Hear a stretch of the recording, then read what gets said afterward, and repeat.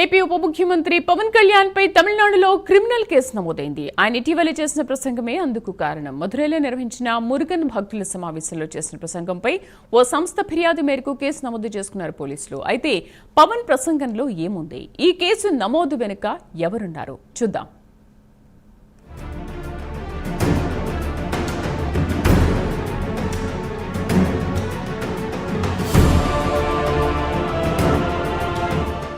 AP ఉప ముఖ్యమంత్రి పవన్ కళ్యాణ్ ఇటీవల మదురైలో జరిగిన మురుగన్ భక్తుల సమావేశంలో హాజరై ప్రసంగించారు. ఆ సమావేశంలో సోకాల్డ్ సెక్యులరిస్టులను ఎండగడుతూనే సనాతన ధర్మ పరిరక్షణ కోసం మాట్లాడారు. అయితే పవన్ వ్యాఖ్యలు మతాల మధ్య విద్వేషాలు రెచ్చగొట్టేలా ఉన్నాయంటూ people's federation for communal harmony అనే సంస్థ ఫిర్యాదు చేసింది. ఈ ఫిర్యాదు మేరకు అన్నానగర్ పోలీసులు పలు సెక్షన్ల కింద కేసు నమోదు చేసుకున్నారు.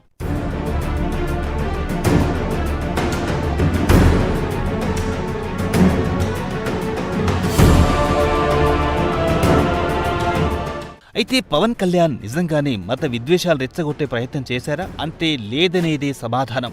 మురుగన్ భక్తుల సమావేశంలో ప్రసంగించిన పవన్ కళ్యాణ్ స్పీచ్ మొత్తంలో హిందూ ధర్మ పరిరక్షణ కోసమే మాట్లాడారు. హిందువులంతా ఎలా ఐక్యంగా ఉండాలి, హిందూ ధర్మంపై జరుగుతున్న దాడిని ఎలా అడ్డుకోవాలన్న అంశాలను మాత్రమే ప్రజలకు వివరించారు. దీంతో పాటు నాస్తిక వాదంతో హిందూ ధర్మాన్ని మాత్రమే తూలనాడే వారిని హెచ్చరించారు. వీరికి ఇతర మతాలను అనే దమ్ము లేదని, కేవలం హిందూ మతాన్ని మాత్రమే ప్రశ్నిస్తూ ఉంటారని విమర్శించారు. దేవుళ్లను విమర్శించి అధికారంలోకి వచ్చిన వారు నామరూపాలు లేకుండా పోతారని దుయ్యబట్టారు. రాజ్యాంగం భావ ప్రకటన స్వేచ్ఛ ఇచ్చింది కదా అని ఎలా పడితే అలా మాట్లాడుతామంతే చూస్తూ ఊరుకోబోమని హెచ్చరించారు.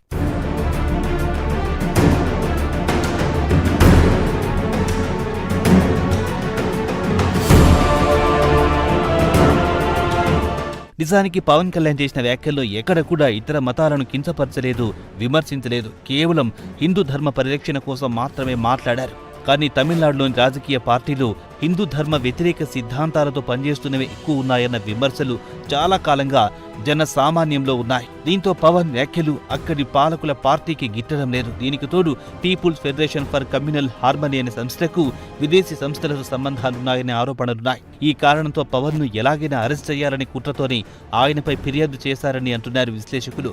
మరి కేంద్ర ప్రభుత్వ పెద్దలతో అత్యంత సన్నిహితంగా ఉంటూ ఏపీ రాజకీయాల్లో కీలక పాత్ర పోషిస్తున్న పవన్ కళ్యాణ్తో దురుసుగా వ్యవహరించే దుస్సాహసం తమిళనాడు సర్కార్ చేస్తుందా?